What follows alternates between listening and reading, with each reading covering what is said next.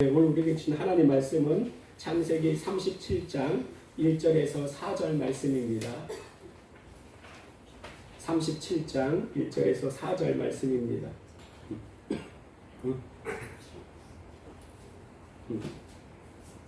37장 1절에서 4절 저 먼저 읽도록 하겠습니다.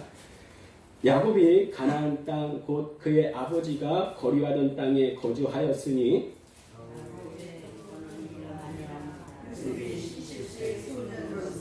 그의 형들과 함께 양을 칠 때에 그의 아버지가 아내를 그와 실과와 아들을 낳았고 그가 그의 잘못을 아버지에게 말하다가 요셉은 노년에 얻은 아들이므로 이스라엘이 여러 아들들보다 그를 더 사랑하므로 그를 위하여 채색 옷을 지었더니 그의 형들이 아버지보다 그를 더 사랑하고 그를 위하여 그에게 그만하게 말할 수 없었다. 아멘. 할렐루야. 아멘. 우리 매 순간순간 주님만 의지합시다. 서로 축복하며 인사하시겠습니다.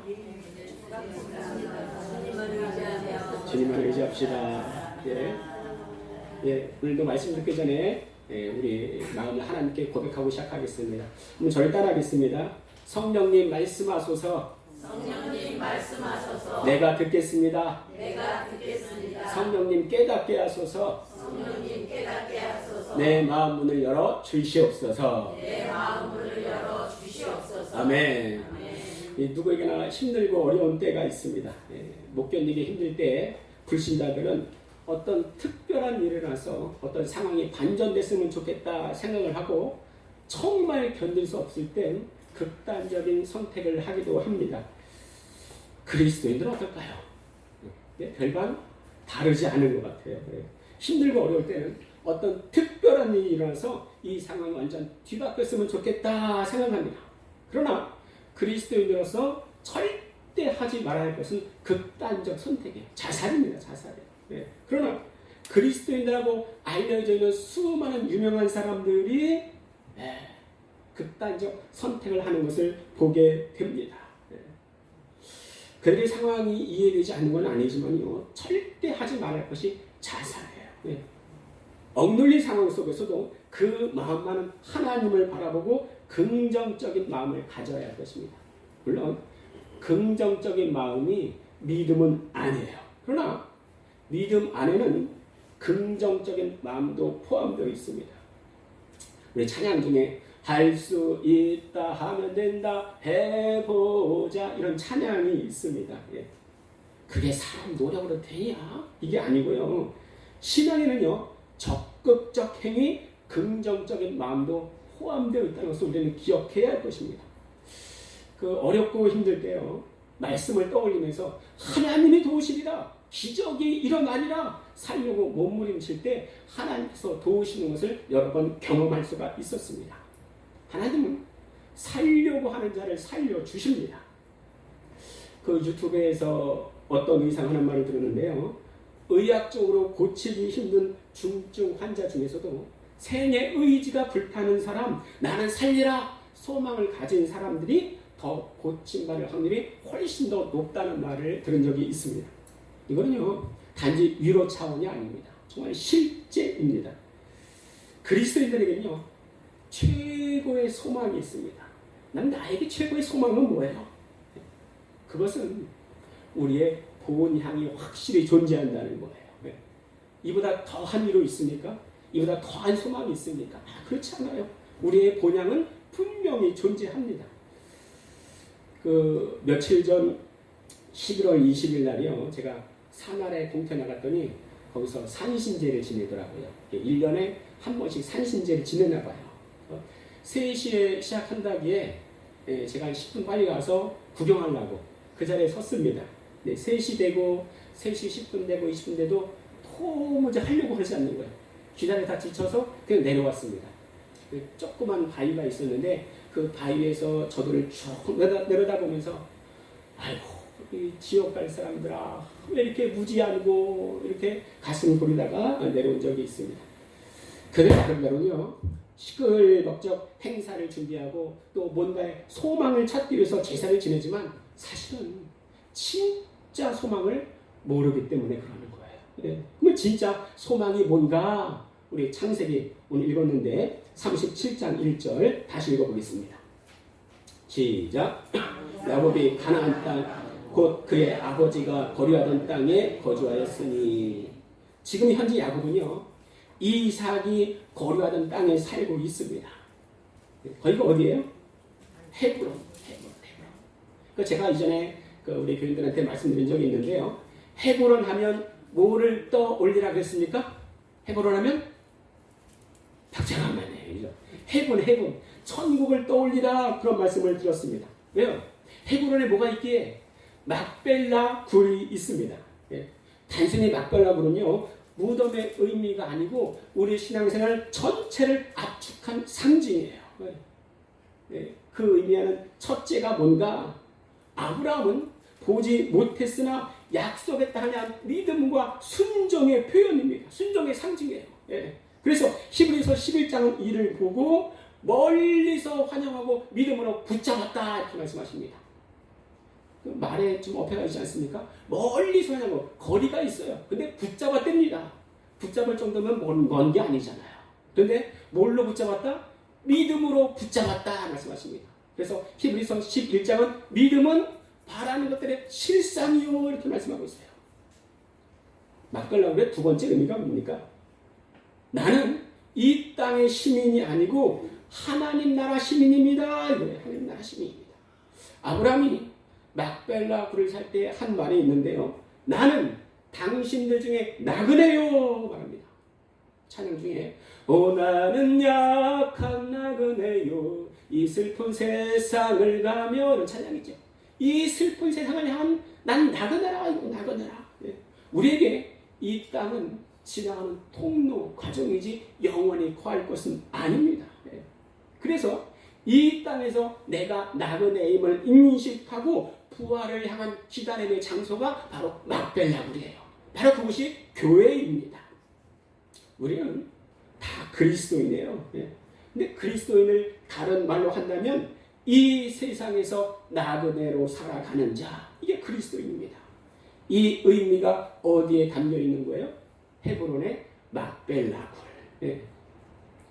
이 야곱이 헤브론에 거주했는데요. 2절부터 야곱의 족보를 말해주고 있습니다. 왜 그래요? 그 이전에 36장에는요. 전체가 누구의 족보예요?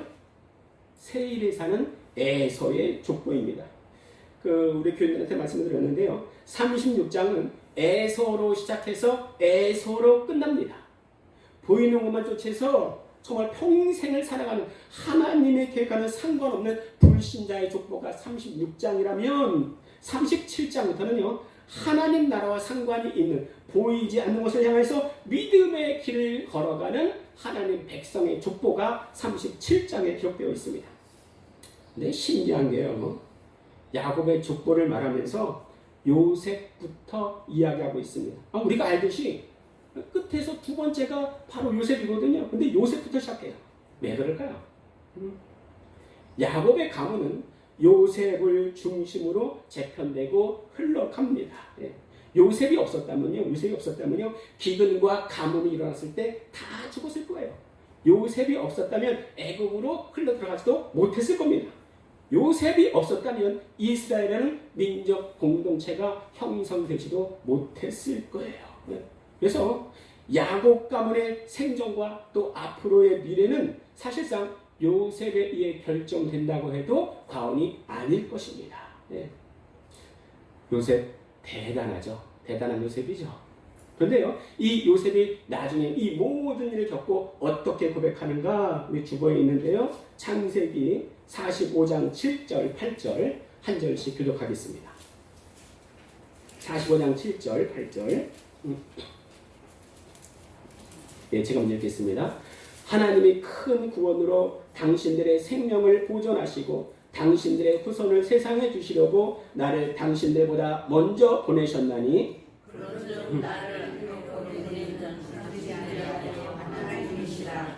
하나님이 나를 바로에 위하여 삼으시고 그 온 집의 주로 삼으시며 그리고 온 땅의 통치자로 삼으셨나이다. 아멘. 내가 이룬 것은 내가 한 것이 아니고 당신들이 한 것도 아니고 하나님이 하셨습니다. 그렇습니다. 제가 이 아름다운 성찬계의 것도 하나님께서 부르시고 하나님이 하신 줄로 믿습니다. 네. 이 고백이 바로 천국 백성의 본질이에요. 천국의 본질은요, 내가 지금 어디 있는가 장소의 문제가 아니고 하나님의 이끄심과 임재의 문제입니다. 우리가 기도하고 기대하고 기다려야 할 것은 황금길 꽃길이 아니라 이 하나님과 사귐의 길이에요. 교제의 길입니다. 그 만남으로 인해서 하나님의 이끄심과 또 임재하심을 경험할 수가 있습니다. 그런데 요새는요 좀 특이한 게 있어요. 네. 형들과 함께 양을 칠 때에 그들이 잘못하면 아버지에게 다 일러 바치는 거예요. 네. 그러니까 얼마나 형들에게 눈에 가시처럼 여겨졌겠습니까? 네. 안 좋게 보면 야 요셉이 고자질쟁이구만 이렇게 보일 수 있는데요. 타협하지 않는 정직한 사람, 영적인 감수성이 깊은 사람 이렇게 해석할 수가 있습니다. 좋은 게 아니라 좋아야 좋은 겁니다. 이게 무슨 말이에요? 하나님의 영이 없는 사람은 일단 자기들 눈에 보기에 좋으면 그것이 죄일지라도 오케이예요. 오케이입니다. 예. 그러나 하나님의 영이 있는 사람은 나 개인의 눈이 아닌 하나님의 눈으로 보았을 때 좋아야지만 좋은 거예요. 예. 근데 이 마음이 바로 요셉에게 있었습니다. 근데 형들은 그렇지 않아요. 예. 시기와 질투가 그 눈을 멀게 합니다. 그럼 형들이 요셉을 향한 마음은 어떠했는가? 창세기 37장 4절에 보면은 그의 아버지가 형들보다 그를 더 사랑함을 보고 그를 미워했더라. 이렇게 말씀하십니다. 예. 형들이요 평소에 이런 마음이 있었는데 동생 요셉을 더 미워하는 사건이 또 일어났어요. 그게 뭐였습니까? 창세기 37장에 보면 요셉이 꿈을 꾸고 자기 형들에게 말하며 그들이 그를 더욱 미워했더라. 아니 평소에도 미워 쭉 갔는데 신기한 꿈을 꾸고 형들에게 말하니 더욱 분노를 일으키는 거예요. 근데 그 두 가지 꿈이 뭐였습니까? 첫 번째는 나를 중심에 두고 형들의 곡식단이 내게 절하다이다. 두 번째 꿈은 뭐였습니까? 해와 달과 11별이 내게 절하도이다. 야, 근데 이것을요 형들이 믿었어요. 그리고 이 어떻게 해석하는가? 우리 창세기 37장 8절 우리 같이 읽도록 하겠습니다. 37장 8절 시작. 그의 형들이 그에게 이르되 내가 참으로 우리의 왕이 되겠느냐 참으로 우리를 다스리게 되겠느냐 하고 그의 꿈과 그의 말로 말미암아 그를 더욱 미워하더니. 어떤 분은 그래요. 아니 아직 요셉이 미성숙해서 할 말 안 할 말 가리지 못하는구나. 그게 아비 야곱에게 보였던지 야곱이 요셉을 꾸짖기도 합니다. 그런데요 이건 진짜 야곱의 마음이 아니었어요. 우리 야곱의 진짜 마음이 어떤가? 우리 창세기 37장 11절 읽겠습니다. 시작. 그의 형들은 시기하되 그의 아버지는 그 말을 간직해 두었더라. 야곱은요 산전수전 다 겪은 사람이고 연단을 많이 받은 사람이에요. 그러니까 이 꿈속에 하나님 마음에 담겨 있구나, 하나님의 계시가 있구나 어느 정도 알 수가 있었습니다.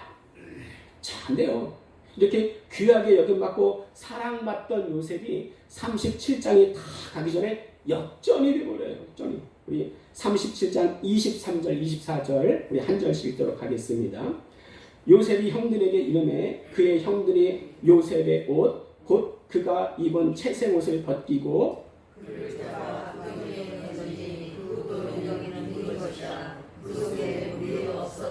아주 급박한 지금 상황이 바뀌었습니다. 아니 뭔 일이 있었구나. 뭔 일이. 다 아시니까 이 후의 상황을 또 짧게 말씀드리자면 형들이 세겜에서 양을 칠 때에 야곱이 요셉에게 네 형들이 잘하고 있나 보라 해서 세겜으로 떠나는데 아니 거기 없는 거라. 2차 저차에서 도단에서 형들을 만나게 됩니다. 그를 보고 형들이 말하기를 죽여버리자 꿈꾸는 자가 오는도다. 아니 성경 보면요 왜 이렇게 한정안에 툭 한번 죽이려고 그러는지 시기질투로 가인이 동생 아벨을 죽이잖아요. 그렇죠? 지금 형들도 요셉을 죽이자 하고 실행에 옮기려고 합니다. 예. 그 보통 마음에는 그런 마음을 품을 때도 사실 있지만 그러나 실행에 옮기지는 않잖아요. 그렇죠? 예. 우리 이명근 집사님 예. 그런 마음 품은 적 있어요? 없어요? 동생? 없어요. 내 이럴 줄 알았어. 내 우리 집사님보다 착한 사람을 본 적이 없어요. 나보다 더 착한 것 같아. 예. 얼굴은 안 되죠? 예, 안 돼요. 그렇죠. 예. 근데요, 제가 그 사회생활을 하고 이것저것 경험하다 보니까 제가 조금은 그 마음이 이해가 되는 것 같아요. 예. 사람의 본성이 정말 악하구나 느낀 때가 한두 번이 아닙니다. 여러분이 평소에 이 사람은 정말 의롭구나, 이 사람은 정말 본받고 싶다 이런 사람을 주위에 여러분 계십니까? 본 적이 있습니까? 예. 며칠만 같이 있어와요. 그의 본성이 다 드러납니다. 예.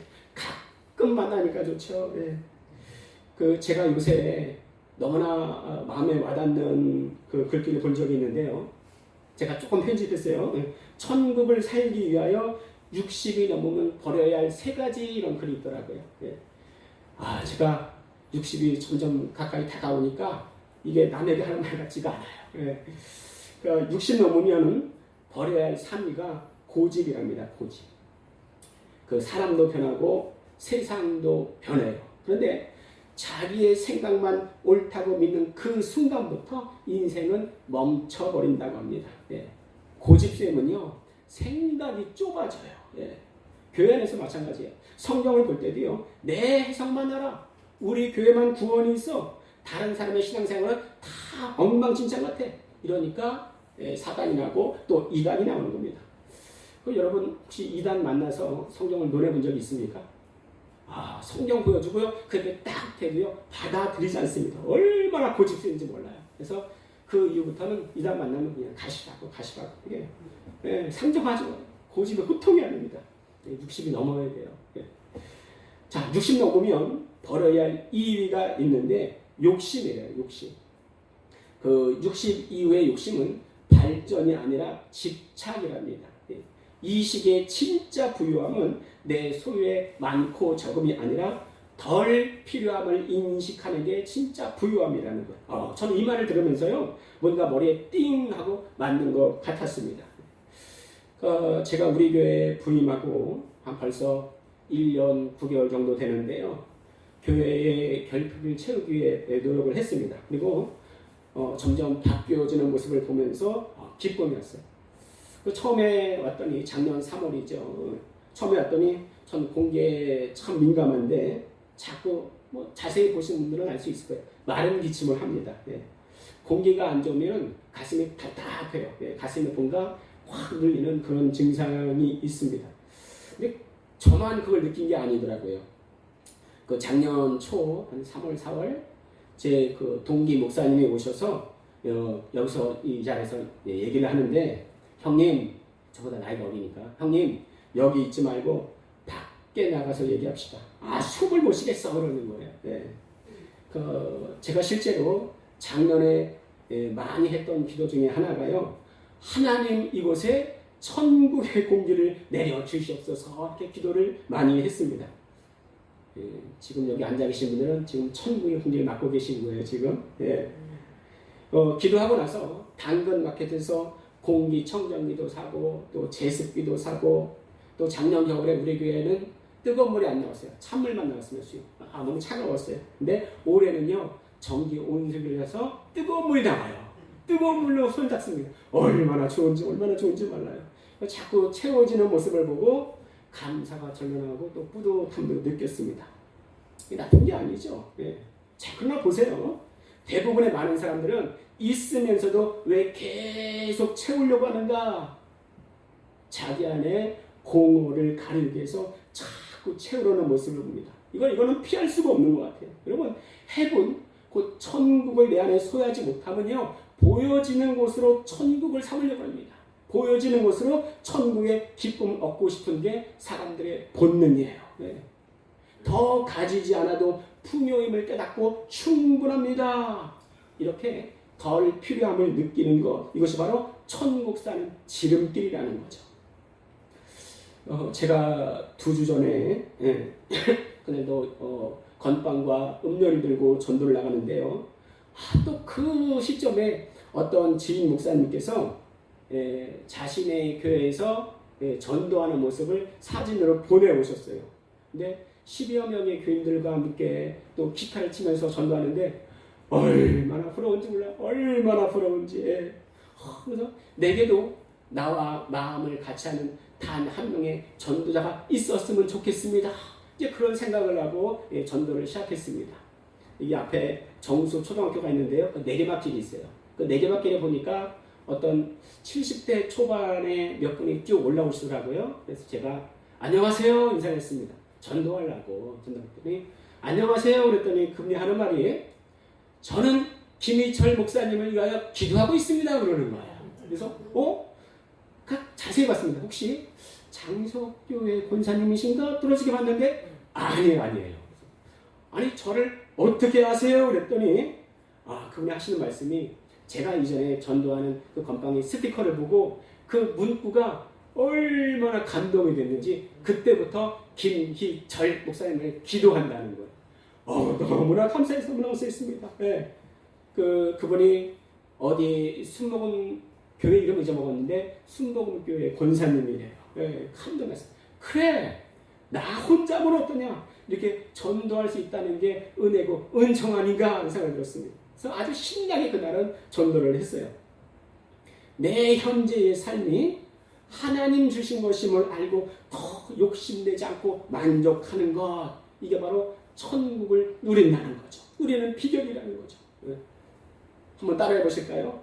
나는 지금 최고의 삶을 누리고 있습니다. 천국 사는 거야. 자, 세 번째, 천국의 삶을 누리기 위해서 버려야 할 1위가 뭐냐? 자존심이에요. 자존심. 자존심은 체면이 옷을 입은 고독이다. 이런 말이 있습니다. 진짜 품격은요, 자기를 낮출 줄 아는 데서 시작해요. 우리 흔히 주의 길을 가는 자는 사명자라 그러는데 사실은 다 사명자죠. 근데 사명자는 연단을 받는다 그랬잖아요. 저는 이전에 최고의 연단은 돈인 줄 알았어요. 그런데 시간이 흐를수록 세월이 흐를수록 최고의 연단이 뭐냐? 그것은 자존심이라는 생각이 들어요. 사실요, 욕심, 교만, 고집 이것의 뿌리가 뭔가 자존심이에요. 자존심이에요. 요셉 어땠습니까? 사랑받는 자였어요. 근데 사랑받다 보니까 이 세 가지가 다 있었을 수도 있겠다 하는 생각이 듭니다. 보였습니까? 욕심이 있었어요. 자존심이 있었어요. 나만 사랑받는다. 그런 마음도 분명히 있었을 것입니다. 자, 다시 한번 요셉 상황으로 돌아가 볼게요. 집에서 형들에게요, 시기와 질투와 대상이었지만 그래도 누구보다 사랑받는 천국의 삶을 누렸습니다. 분명 요셉은 하나님의 사람이지만 사랑받은 그 자체로 욕심과 고집과 자존심으로 똘똘 뭉쳐 있었을 수도 있을 거예요. 자, 그런데 그러한 요셉이 지금 어디에 있습니까? 구덩이 속에 있어요. 구덩이 속에 있습니다. 채색 옷을 입던 사람이 옷은 다 더럽혀져 있고 얼굴은 더러워져 있고 극심한 정신적 충격을 받고 있을 것입니다. 나는 이렇게 죽어가는구나. 끝이구나. 언제 요셉이 이런 일을 겪어봤겠어요? 제 지인분 중에 공황 장애가 있는 분이 계신데요. 그 말을 들어보면요, 정말 공황 장애라는 게 너무나 무서운 병이구나. 이것을 알 수가 있는데 지금 요셉은요, 충분히 공황 장애에도 걸릴 만한 상황입니다.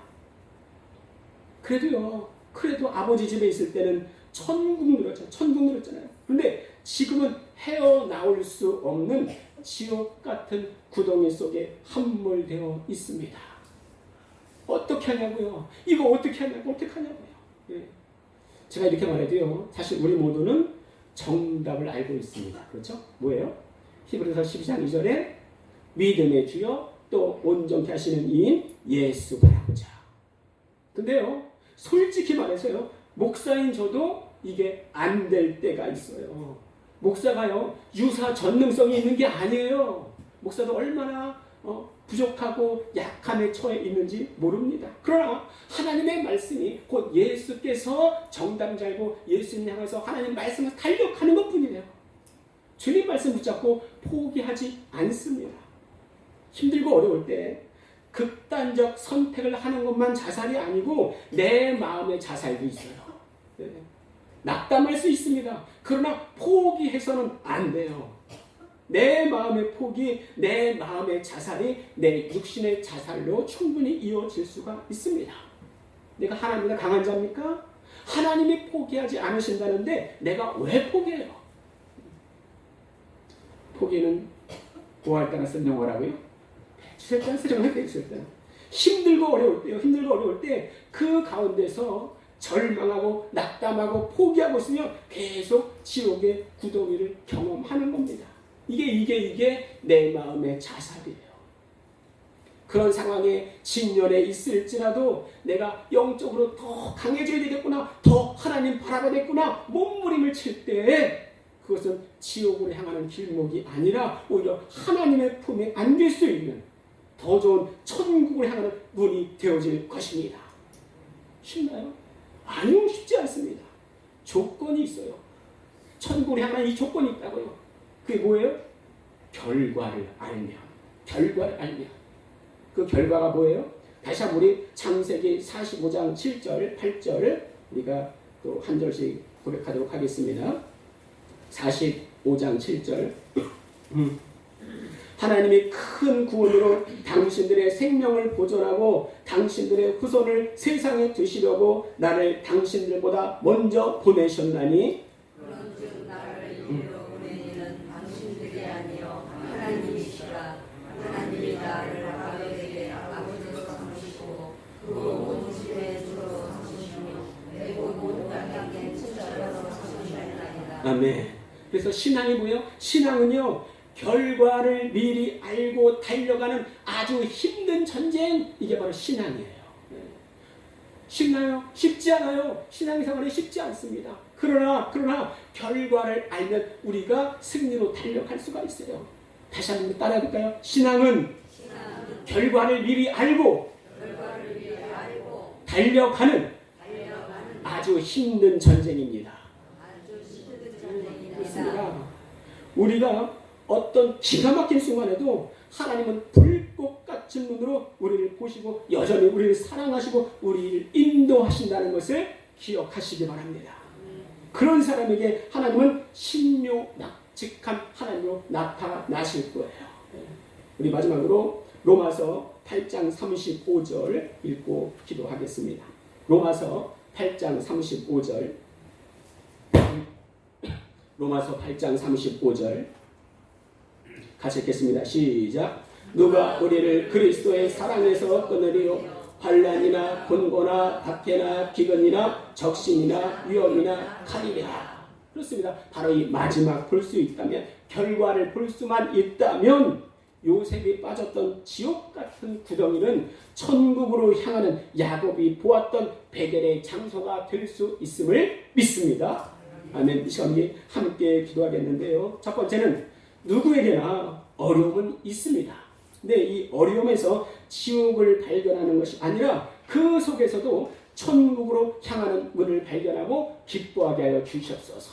두 번째는 우리 교회에 들어오는 자마다 주의 평안과 성령 충만을 주시옵소서. 우리 주여 한번 부르시고 함께 기도하겠습니다. 주여 살아계셔서 역사하신 아버지 하나님, 참으로 질문하여 주시옵소서.